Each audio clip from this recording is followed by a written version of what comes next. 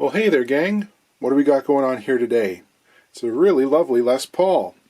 And yes, those are mini humbuckers in there, because this is a Les Paul Deluxe from the early 1970s. It's difficult to date them from the early 70s because they had some serial number issues, and 1970 to 1972 is what we figured this one is. That's the period when they were making the stack laminated bodies. 2 pieces of mahogany. They call them pancake bodies. Yeah, mini buckers and really, really low wide frets. This is a true fretless wonder. And like all your favorite Les Pauls, this one has a headstock break. Yeah, so this is from the era when Gibson was putting a volute on the back of the headstock. Volute is a stupid name. This is not a volute. Volute has a very specific meaning in architecture. It's the top of an ionic column. It's a spiral curve. This is not a volute. This is just a bump.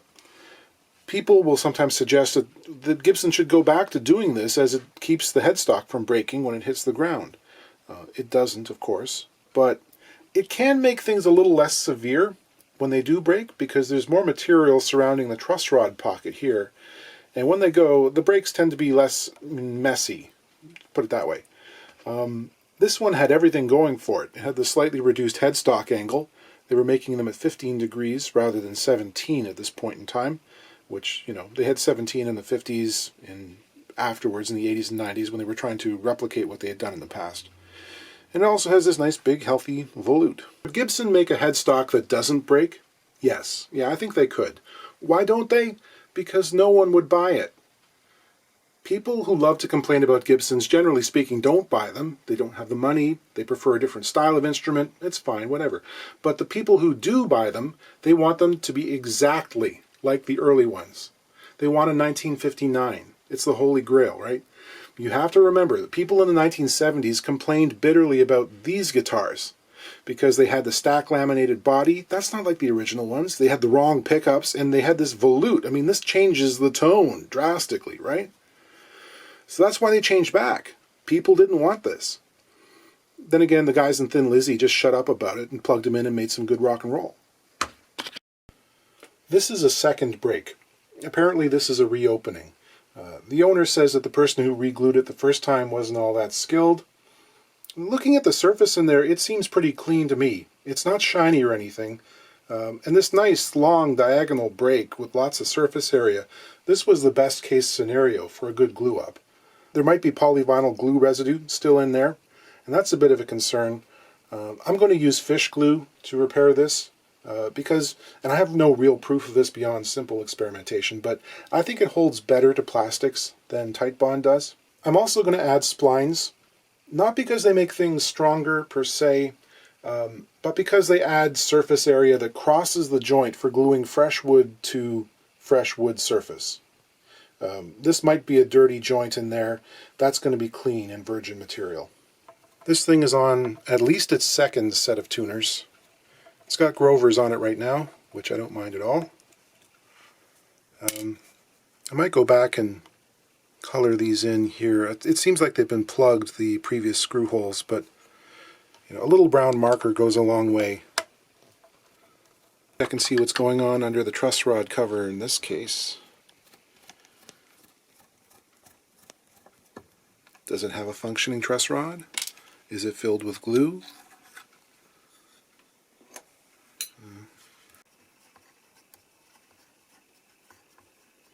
I'm going to wax this well to prevent future heartache. I'm going to also protect the threads with some tape here as well. So I'm being pretty generous with the glue here. The fish glue has a nice long open time, but when you put it together, it gets sticky, it tacks up really quick.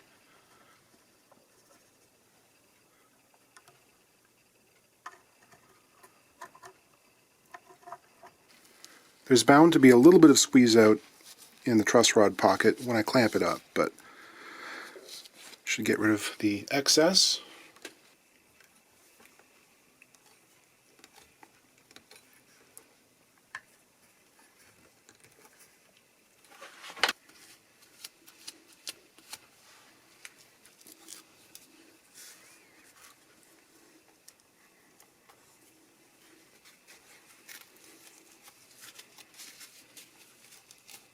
This little wedge is going to apply additional pressure to an unsupported area of the brake. Put that in and I see some squeeze out emerge. Trying to think of other people who played these back then in the 70s. Like I said, Thin Lizzy, the early ones, yes. I don't think Gary Moore ever had one. Some of the prog rock guys, maybe. A lot of them were converted to full-size humbuckers. Oh, Pete Townsend. Pete Townsend played one, or a number of them. I think he actually had numbers painted on them.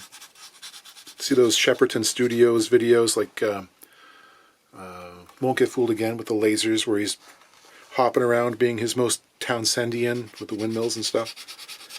Yeah, he played one. But, you know, they have their own sound, and maybe not as preferred as the full-size humbuckers. Yeah, this has got the old guitar hanger syndrome. You know, the old style, the ones that had kind of, it looks like surgical tubing on the yoke.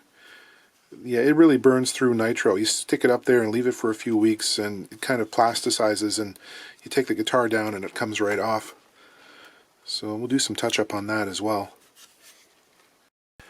And once again, I think I've shown this a number of different times. Just going to measure the washer there. I don't want to put the splines right through the pocket or hit it or anything. Usually it's around 12-13 millimeters. Yep. I'm just going to put a piece of tape on here to remind me where that is. This guitar is a laminated neck, and I can actually see ghosting from the layers of the interior lamination. So I'm just going to center that there and sort of eyeball it. And I'll put the splines on either side of that. In this case, I'll do them sort of parallel, figure out where I want them to start and stop. Somewhere around there, I think. I'm all set up to route. This thing has been shown in several other videos, and some of you have actually taken the time to make your own, which is kind of flattering to me because my jigs aren't pretty to look at. They're functional and quickly made. It's just a tray that holds the base of my palm router, clamps to the headstock up here, and the edge on this side that contacts the neck is well padded with cork, so I'm not going to make a big divot there. Going with a 5/16 inch slot, which is just about 8 millimeters. To set the bit depth, I measure from the underside of the jig to a point that's just about 1.5 millimeters up from both the headstock facing and the underside surface of the fingerboard at the end of the slots. And depending on the headstock angle, I might need to add a shim on the neck end. The depth on a Gibson is usually about 22 millimeters here, to which I need to add the thickness of the jig's bottom plate. In this case, it's about 11 millimeters. So the bit has to protrude below its base plate by about 33 millimeters. There is a 1/4 inch or 6 millimeter riser in the jig. That lets me cut the channel in 2 passes without having to change the height adjustment on my router. That can introduce inaccuracies. So in use with the riser in place, there's usually an area in the center of the channel where the bit isn't actually touching the surface of the neck for the first pass. So that's where I start. For the second cut, I need to carefully tip the bit into the work. And these are pretty heavy cuts for a bit of this diameter, so I need to do a fairly slow feed rate.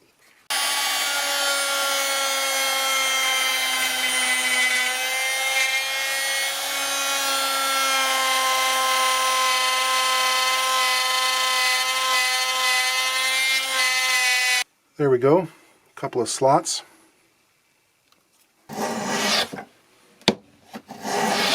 For the spline material, I'm using 1/4 sawn mahogany. I mention this every time, but it's got to be a good fit. If it's loose, you're better off not putting splines in at all, because this whole thing is predicated on the idea of having perfect contact between the parts. If not, then you're just making a weaker neck. I'm using dial calipers to record the length. I'll transfer the length to the plug blank, score it, and then cut it off. Then I'll start the rounding process with a sanding block here. It's got some 80 grit sandpaper on it. It's pretty aggressive stuff. I'll use it to cut some facets on the ends. And then I can finish off by using sort of a shoe shine technique here. It gets a pretty good radius on there. I'm searching for that perfect fit. Can't be loose, can't be tight. Just go in there just perfectly, because this thing is going to swell a little bit when the glue hits it. So just perfect. I'm using tight bond style glue here. I'm not sure it really matters. Fish glue, tight bond, 6 of one, half a dozen of the other. Whichever bottle's closest to me.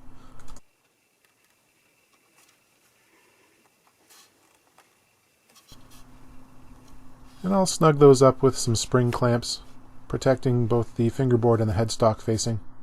I'm going to get into carving down those plugs and take a second here to strop my knives. People always ask me about them when I show this operation.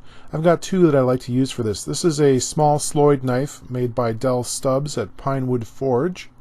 I like it because it's the right size and it's got that nice curved edge on it. I also use a standard Mora Sloyd knife as well. These are capable of pretty powerful cuts as well as refined, delicate, accurate cuts as well.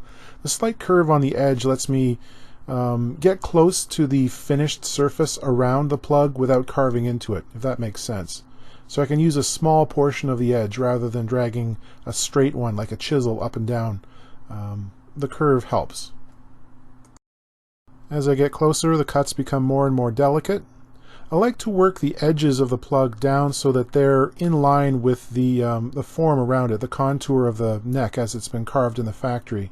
That leaves a bump in the middle, which I can go back and take down using scrapers or sanding. Sometimes a curved edge scraper like this gooseneck is helpful in the transition area around the volute where it blends into the neck shaft. I'm using a sanding block around the top portion of the headstock there, trying to keep those flat and level with the original finish. Now I'm using a razor blade as a scraper to focus on that center section of the plug which had been left slightly high, and really focus on trying to get the curve continuous with the neck. I want a nice smooth curve. It's not always easy. It can be kind of tricky. And I'll finish up with some sandpaper wrapped around a dowel.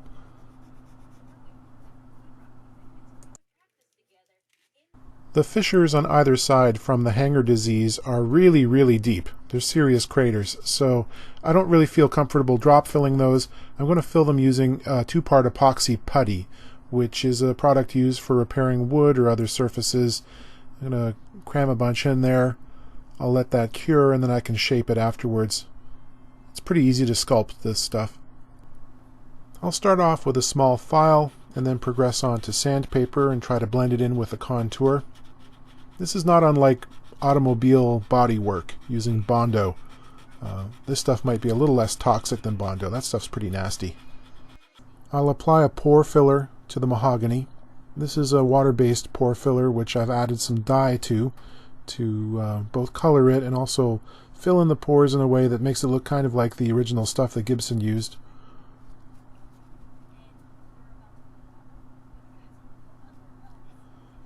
Putting it on with a paper towel, put it on pretty thick. Try to wipe off the excess while leaving some of it in the pores. Usually it'll take 2 coats of this to get adequate coverage. So I'll lightly sand off the excess and also sand the surface around here so there'll be a good key for future coats of lacquer which are about to go on. I'll start off with a flash coat of mostly lacquer thinner to soften the old finish around the repair, make it more receptive, and then build up the color using my airbrush and tinted lacquer, trying to darken the areas that need darkening without making the whole thing too dark. After that, I'll put on 3 or 4 coats of spray can lacquer and let that cure for a little while.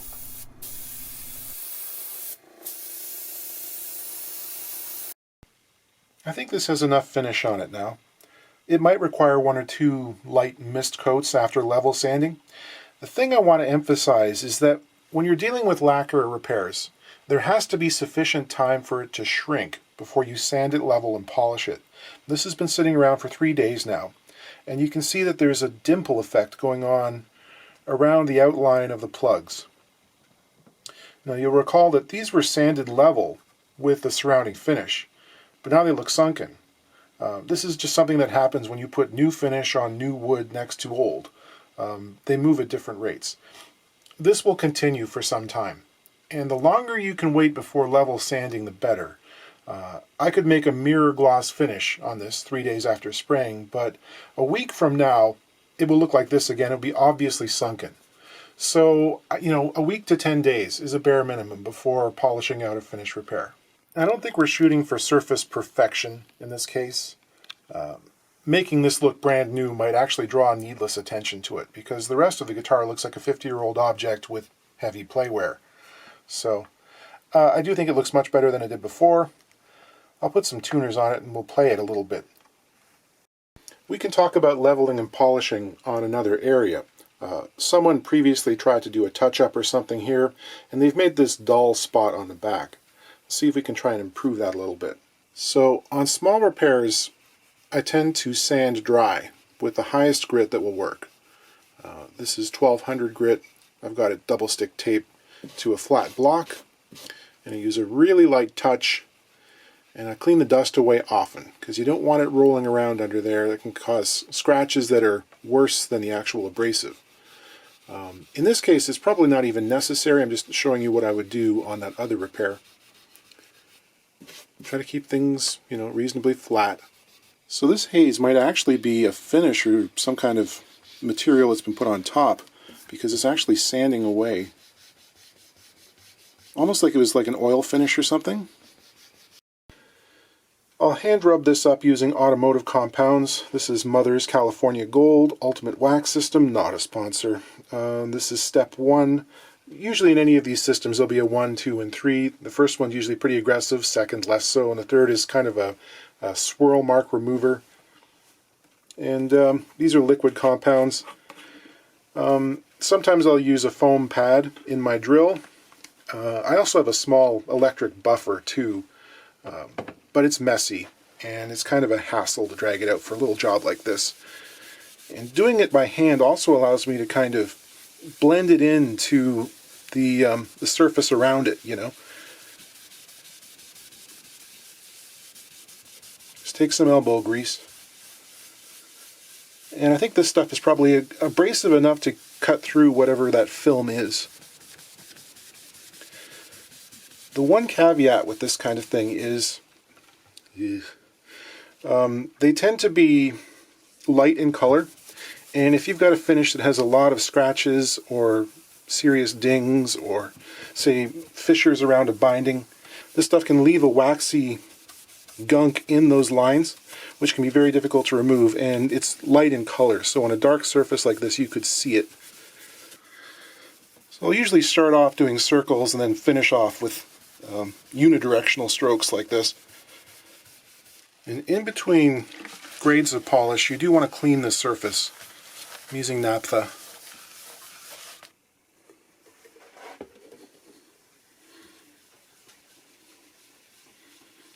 It's kind of a meditative process.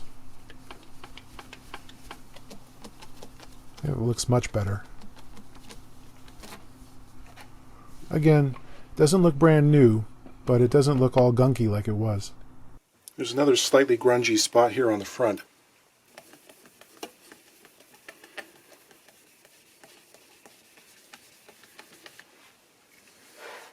There's an area here on the edge of the fingerboard which has suffered a bit of a ding and it's missing some material. I can't leave it like that, so I'm going to fill it with some super glue and rosewood dust. I'm just going to put a spritz of accelerator here on the fingerboard. I'll wipe most of that off, and then I can apply a coat of super glue with the dust mixed in.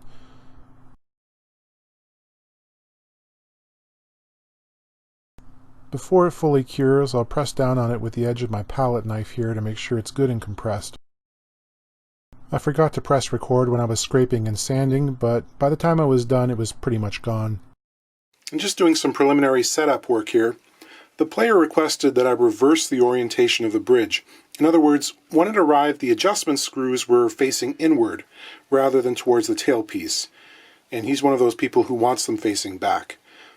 People have strong opinions about this. Functionally, it makes very little difference which side they're on, although sometimes it can be easier to access them if they're on the inside, depending on how high the tailpiece has been set.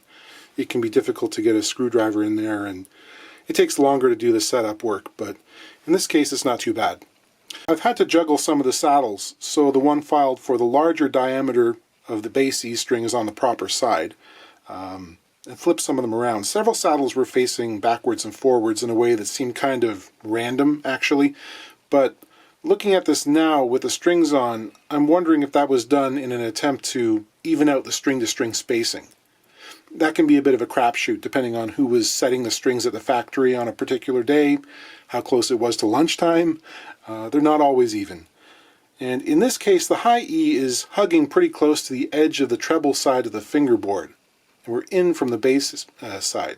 Some people actually like that, especially if they play slide. There's more clearance for their finger if it's closer to the edge of the board. But also, here at the bridge pickup, the top strings are kind of outside the diameter of the screws. Like if you press them down, they're not going to hit the screw top. Ordinarily, I like to see them at least touch. So, if we're being honest, this bridge should probably be removed, plugged, and re-drilled about a 1/16 of an inch over towards the base side. Or alternately, new saddles could be purchased and reslotted. It's kind of a trade-off, you know. How much originality is enough? So let's just see what this sounds like. Sometimes you can get away with them being that far off, other times it feels a bit weak. The other more pressing issue is that I can't get good action height on the bass strings because the pickup screw here on the neck pickup seems to have been backed out of its slot, and it won't go back in, and it can't be lowered enough for clearance under that low E. If I touch on the 22nd fret here, we're fretting out on the cover of the pickup. So we need to fix that. Well, it can't ever be easy, can it? That screw is really stripped out.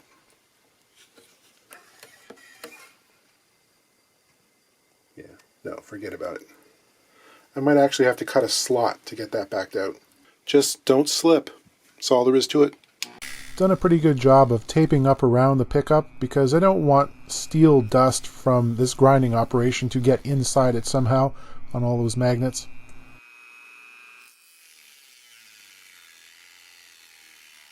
I cut it just deep enough that a slot screwdriver would grab. I knew I was going to be replacing that screw anyway. And I can finally remove that pickup and see what's underneath. I'm not the first person to do this. Someone else has been at work in here before. You see there's an aluminum strip in there which has been screwed to the body, and there are two small holes at either end, theoretically tapped for the height adjustment screws, and the screws of course went anywhere except in those holes. Also, the foam which was used as a spring is, well, no longer a spring. And the retaining nuts on those screws have been soldered in place so that they can't move. Now, I don't feel like heating these things up right now, so I'm just going to use the Dremel tool to cut them free. Obviously, I've got as much tape around there as possible. I've decided to go with the mounting method where the pickup is screwed directly to the wood rather than trying to thread it into one of these little blocks here. I think it's a better attachment system. It's important to save these spacers which keep the pickup at the correct distance above the cover plate there. And the standard P90 screws might be a little too shallow. They're about the same height as the route in the body, so I'm going to have to make a block to screw them to, basically replicating that aluminum one. I'll use it as the template. The mounting screws will use the same holes in the body.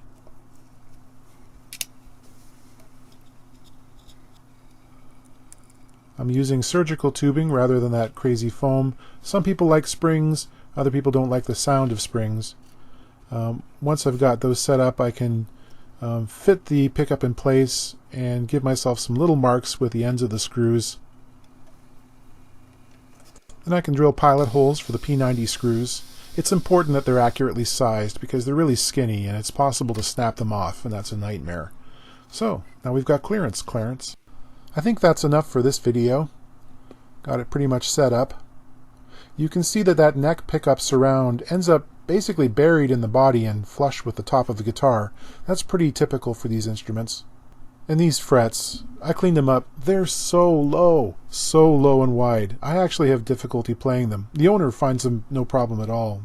And of course, I have to wait a few days before I do the final sanding and polishing on the neck, but I think it looks okay. I'm happy with it. So I'll try and play something that's kind of appropriate. Bear with me.